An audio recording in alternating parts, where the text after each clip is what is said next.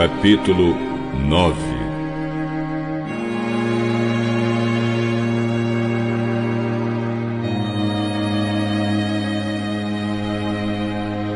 E Jesus terminou dizendo: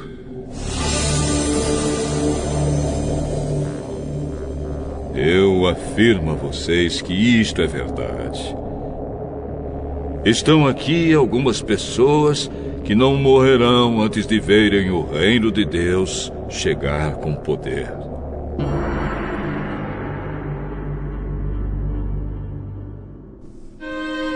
Seis dias depois, Jesus foi para um monte alto, levando consigo somente Pedro, Tiago e João.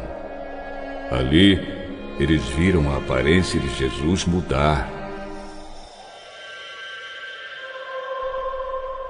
A sua roupa ficou muito branca e brilhante, mais do que qualquer lavadeira seria capaz de deixar. E os 3 discípulos viram Elias e Moisés conversando com Jesus. Então Pedro disse a Jesus: Mestre, como é bom estarmos aqui. Vamos armar 3 barracas, uma para o Senhor, outra para Moisés e outra para Elias. Pedro não sabia o que deveria dizer, pois ele e os outros 2 discípulos estavam apavorados. Logo depois, uma nuvem os cobriu, e dela veio uma voz: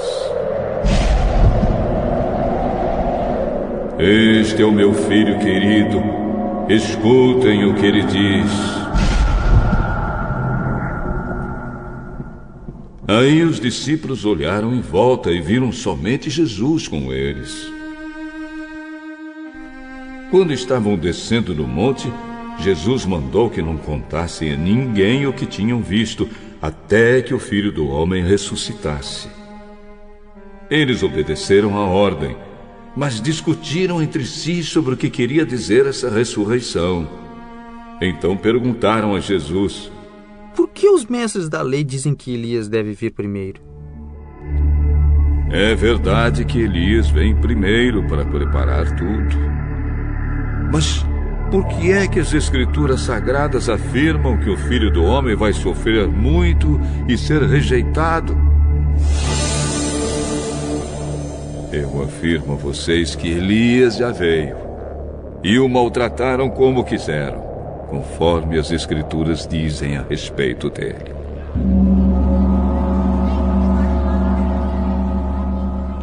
Quando eles chegaram perto dos outros discípulos, viram uma grande multidão em volta deles e alguns mestres da lei discutindo com eles. Quando o povo viu Jesus, todos ficaram admirados e correram logo para o cumprimentarem. Jesus perguntou aos discípulos: O que é que vocês estão discutindo com eles? Um homem que estava na multidão respondeu: Mestre, eu trouxe meu filho para o Senhor, porque ele está dominado por um espírito mau e não pode falar. Sempre que o espírito ataca o meu filho, joga-o no chão, e ele começa a espumar e a ranger os dentes, e ele está ficando cada vez mais fraco. Já pedi aos discípulos do Senhor que o expulsassem o espírito, mas eles não conseguiram. Jesus disse: Gente sem fé, até quando ficarei com vocês? Até quando terei de aguentá-los? Tragam o menino aqui. Quando o levaram, o espírito viu Jesus e sacudiu com força o menino. Ele caiu e começou a rolar no chão, espumando pela boca. Aí Jesus perguntou ao pai: Quanto tempo faz que o seu filho está assim? Ele está assim desde pequeno.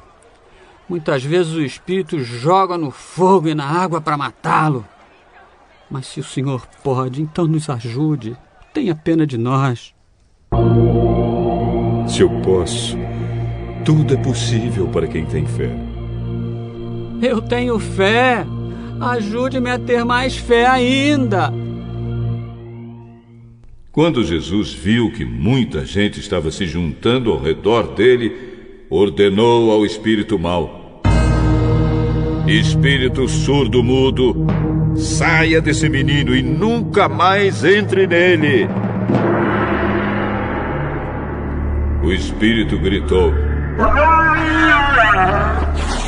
sacudiu o menino e saiu dele. O menino ficou como morto. Por isso todos diziam que ele havia morrido. Mas Jesus pegou o menino pela mão e o ajudou a ficar de pé. Quando Jesus entrou em casa, os seus discípulos perguntaram a ele em particular: por que foi que nós não pudemos expulsar aquele espírito? Este tipo de espírito só pode ser expulso com oração.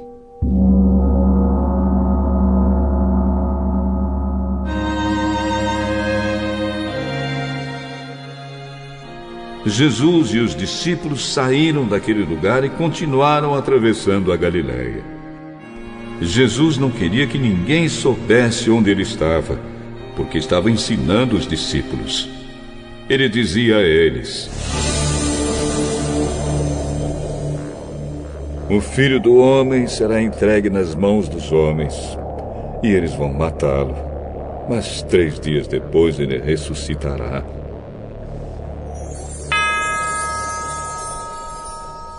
Eles não entendiam o que Jesus dizia, mas tinham medo de perguntar. Jesus e os discípulos chegaram à cidade de Cafarnaum. Quando já estavam em casa, Jesus perguntou aos 12 discípulos: o que é que vocês estavam discutindo no caminho? Mas eles ficaram calados, porque no caminho tinham discutido sobre qual deles era o mais importante. Jesus sentou-se, chamou os 12 e disse: se alguém quer ser o primeiro, deve ficar em último lugar e servir a todos. Aí segurou uma criança e a colocou no meio deles, e abraçando-a, disse aos discípulos: aquele que, por ser meu seguidor, receber uma criança como esta, estará também me recebendo. E quem me receber, não recebe somente a mim, mas também aquele que me enviou.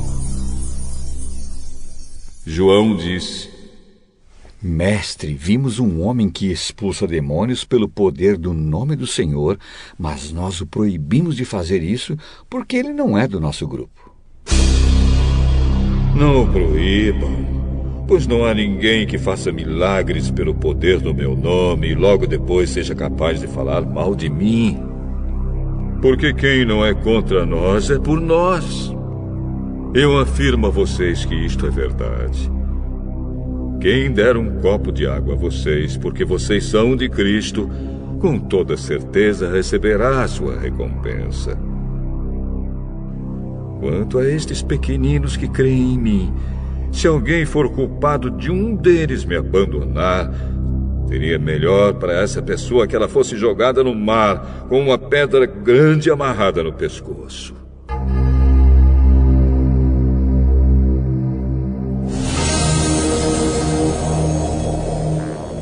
Se uma das suas mãos faz com que você peque, corte-a fora. Pois é melhor você entrar na vida eterna com uma só mão do que ter as duas e ir para o inferno, onde o fogo nunca se apaga. Ali os vermes que devoram não morrem e o fogo nunca se apaga. Se um dos seus pés faz com que você peque, corte-o fora. Pois é melhor você entrar na vida eterna aleijado do que ter os 2 pés e ser jogado no inferno. Ali os vermes que devoram não morrem e o fogo nunca se apaga. Se um dos seus olhos faz com que você peque, arranque-o. Pois é melhor você entrar no reino de Deus com um olho só do que ter os 2 e ser jogado no inferno. Ali os vermes que devoram não morrem e o fogo nunca se apaga. Pois todas as pessoas serão purificadas pelo fogo, assim como os sacrifícios são purificados pelo sal. O sal é uma coisa útil, mas se perder o gosto, como é que vocês poderão lhe dar gosto de novo? Tenham sal em vocês mesmos e vivam em paz uns com os outros.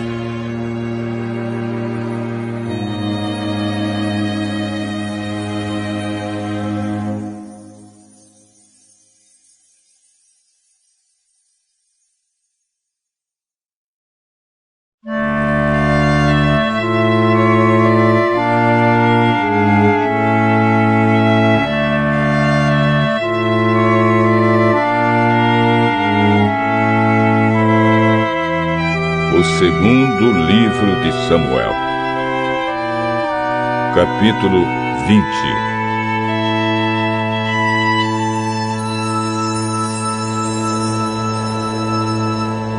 Aconteceu que estava ali um sujeito ordinário, chamado Seba, filho de Bicri, da tribo de Benjamim.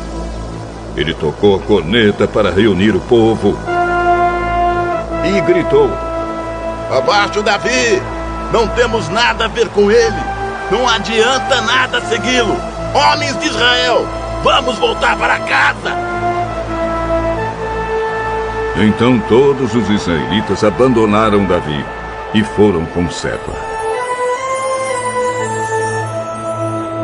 Mas os homens de Judá ficaram fiéis a Davi e o seguiram desde o rio Jordão até a cidade de Jerusalém. Davi foi para o seu palácio em Jerusalém e colocou numa casa guardada por soldados as 10 concubinas que havia deixado tomando conta do palácio.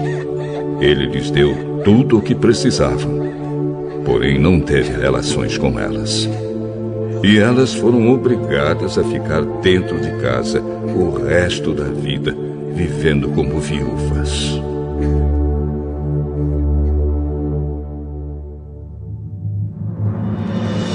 O rei disse a Amasa: convoque todos os homens de Judá e esteja aqui de volta com eles depois de amanhã. Amasa saiu para convocar os homens.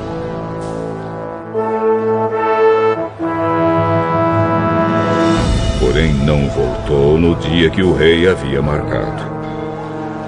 Então Davi disse a Abisai: Seba vai nos dar mais trabalho do que Absalão. Pegue os meus homens e vá atrás dele. Senão, ele poderá tomar algumas cidades cercadas de muralhas e escapar de nós. Então os homens de Joabe, os queretitas e os peretitas e os soldados mais valentes seguiram Abisai. Eles saíram de Jerusalém para perseguir Seba. Quando chegaram à Pedra Grande, na cidade de Gibeão, Amasa encontrou-se com eles. Joabe estava vestido com roupa de guerra e tinha uma espada na bainha que levava pendurada no cinto. Quando ele avançou, a espada caiu. Então Joabe disse a Amasa: Como vai, meu amigo? E pegou na barba de Amasa com a mão direita para beijá-lo. Amasa não reparou que Joabe tinha uma espada na outra mão. Então Joabe enfiou a espada na barriga de Amasa. E os seus intestinos saíram e se esparramaram pelo chão. Ele morreu na mesma hora. Joabe não teve de feri-lo uma segunda vez. Em seguida, Joabe e o seu irmão Abisai continuaram a perseguir Seba. Um dos soldados de Joabe ficou perto do corpo de Amasa e gritou: Todos que estão do lado de Joabe e são a favor de Davi, sigam Joabe! corpo de Amasa ficou estendido no meio da estrada, coberto de sangue. O ajudante de Joabe viu que todos estavam parando. Então arrastou o corpo para fora da estrada e estendeu um cobertor sobre ele, porque todos os que o viam paravam. Depois que o corpo foi tirado da estrada, todos foram com Joabe perseguir Seba.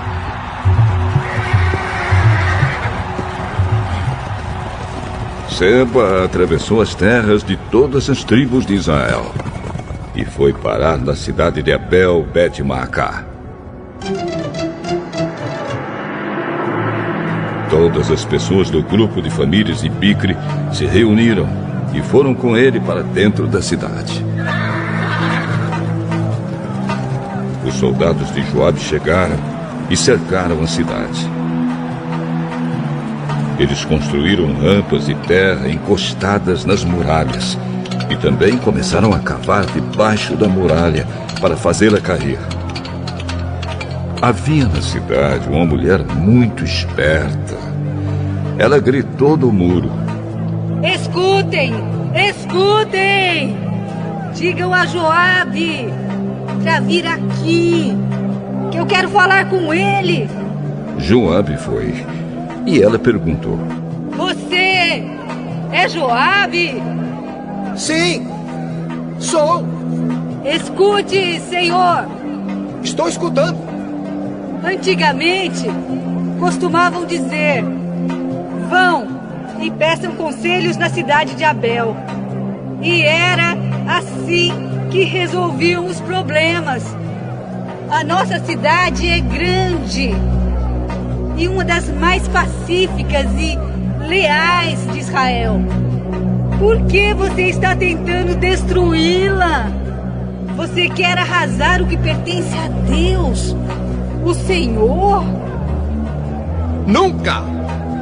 Eu nunca destruirei nem arrasarei a sua cidade. O nosso plano não é esse.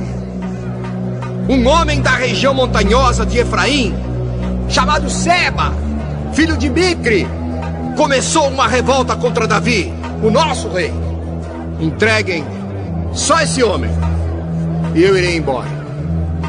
Nós jogaremos a cabeça dele por cima da muralha para você.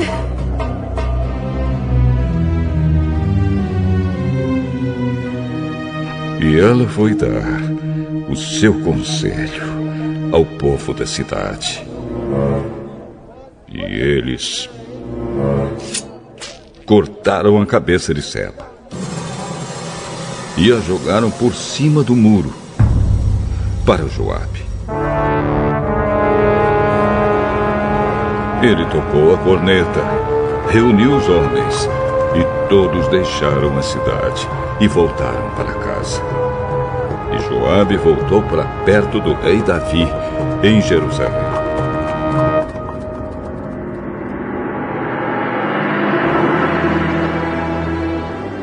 Joabe era o comandante do exército de Israel. Benaías, filho de Joiada, era o chefe dos queretitas e dos peretitas. Adonirão era responsável pelos homens condenados a trabalhos forçados. Josafá, filho de Airude, era o conselheiro do rei. Seva era o escrivão. Zadok e Abiatar eram os sacerdotes. Ira, da cidade de Jair, também era um dos sacerdotes de Davi.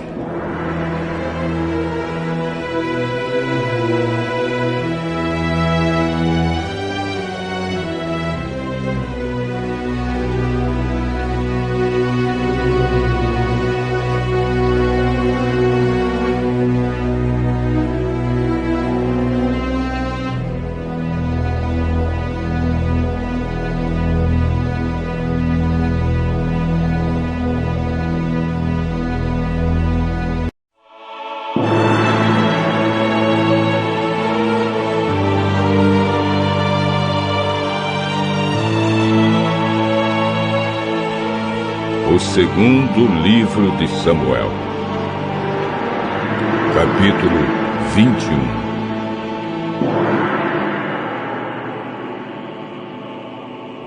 Durante o reinado de Davi, houve uma grande fome, que durou 3 anos seguidos. Por isso, Davi consultou a Deus, o Senhor, e ele respondeu: Saul e a sua família são culpados de assassinato. Ele matou o povo de Gibeão.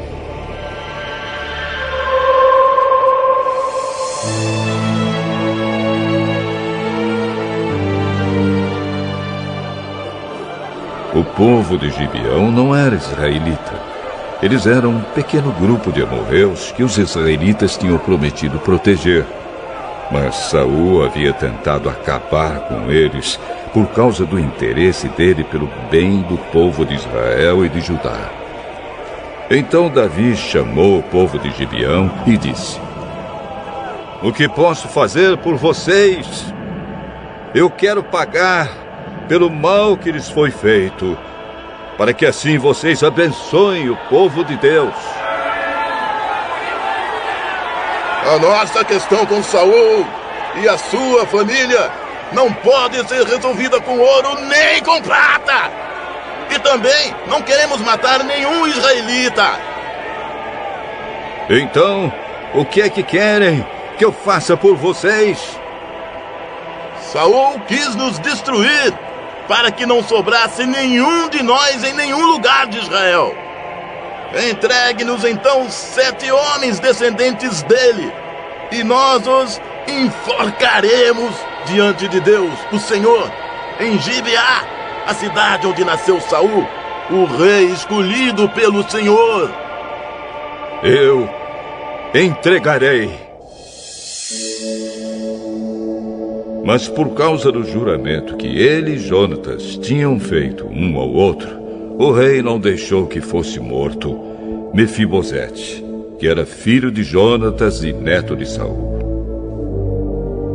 Porém, pegou Armone e Mefibosete, os 2 filhos que Rispa, filha de Aías, tinha tido de Saul. Pegou também os 5 filhos que Merabe, filha de Saul, tinha tido de Adriel, filho de Barzilai, da cidade de Meolá. E Davi entregou os 7 ao povo de Gibeão, e eles os enforcaram no monte, diante do Senhor. E todos os 7 morreram juntos. Isso aconteceu no fim da primavera, no começo da colheita da cevada. Então Rispa, concubina de Saul, pegou um pano grosseiro e com ele fez um abrigo sobre uma rocha. E ficou ali desde o começo da colheita até o dia em que as chuvas do outono caíram sobre os 7 corpos. E não deixou que as aves se aproximassem deles de dia, nem os animais selvagens de noite.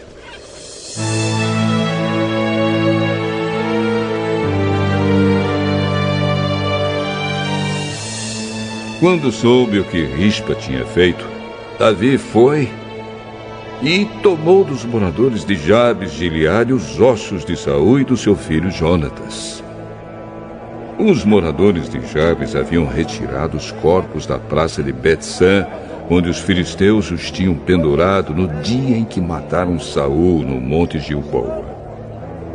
Davi então colocou os ossos de Saul e de Jonatas junto com os ossos dos 7 homens que haviam sido enforcados.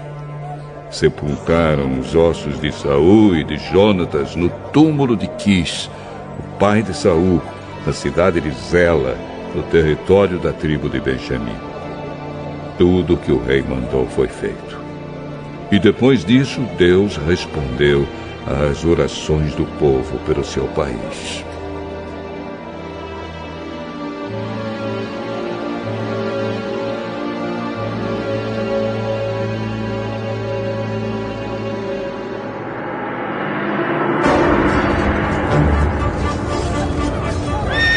Houve outra guerra entre os filisteus e Israel. Davi e os seus soldados foram e lutaram contra os filisteus. Durante a batalha, Davi ficou muito cansado.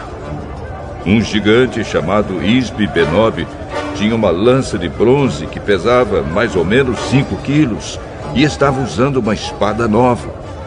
Ele pensou que podia matar Davi. Mas Abisai, cuja mãe era Zeruia, socorreu Davi, atacou o filisteu e o matou. Então os soldados de Davi fizeram a promessa de nunca mais deixar que Davi saísse com eles para a guerra. Eles disseram: O Senhor é a esperança de Israel, e nós não queremos perdê-lo.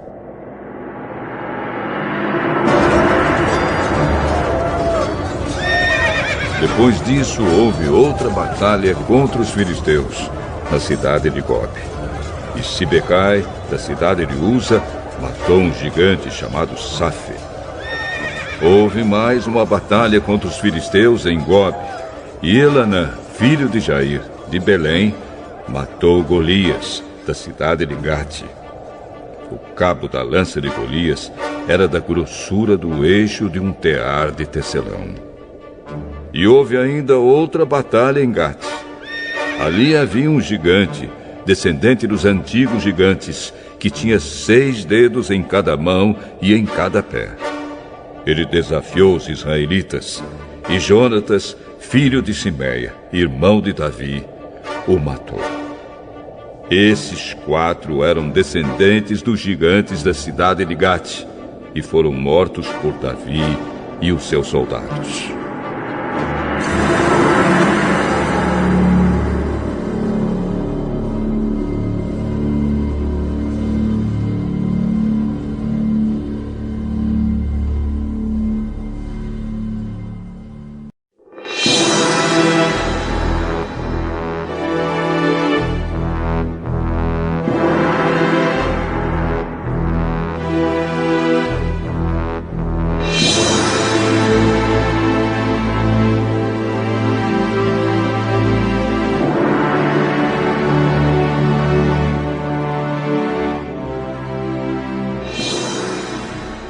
Oséias, capítulo 1.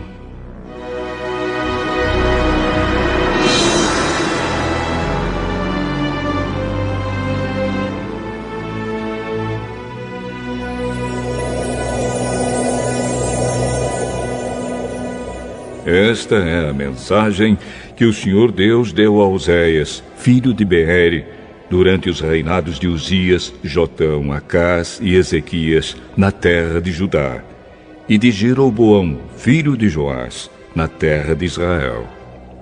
Quando o Senhor Deus falou pela primeira vez por meio de Oséias ao povo de Israel, ele disse a Oséias: Vá e case com uma prostituta de um templo pagão. Os filhos que nascerem serão filhos de uma prostituta. Pois o povo de Israel agiu como uma prostituta. Eles foram infiéis e me abandonaram. Então Oséias foi e casou com Gomer, filha de Diblaim. Quando nasceu o primeiro filho, o Senhor Deus disse a Oséias: Ponha no menino o nome de Jezreel, porque daqui a pouco vou castigar o rei de Israel por causa dos crimes de morte que o rei Jeú, o antepassado dele, cometeu em Jezreel. Vou acabar com o reino de Israel, e no vale de Jezreel destruirei o poder militar de Israel. Depois, Gomer deu à luz uma filha, e o Senhor disse a Oséias: Ponha na menina o nome de não amada, porque eu não terei mais amor pelo povo de Israel e não o perdoarei. Mas continuarei a amar o povo de Judá. Eu mesmo, o Senhor, seu Deus, os salvarei. Porém não farei isso por meio de guerra. Não usarei arcos e flechas, nem espadas, nem cavalos de guerra e cavaleiros. Depois que desmamou a filha, Gomer ficou grávida mais uma vez e deu à luz outro filho. E o Senhor Deus disse a Oséias: Ponha no menino o nome de não meu povo, pois o povo de Israel não é mais o meu povo, e eu não sou mais o Deus deles. Um dia o povo de Israel será como os grãos de areia do mar. Será tão numeroso que não poderá ser contado, nem medido. E no mesmo lugar onde Deus disse: vocês não são o meu povo, ali ele dirá: vocês são os filhos do Deus vivo. Os povos de Judá e de Israel se unirão e juntos escolherão um só chefe. Serão mais uma vez um povo poderoso e rico. Como será grande esse dia, o dia de Jezreel!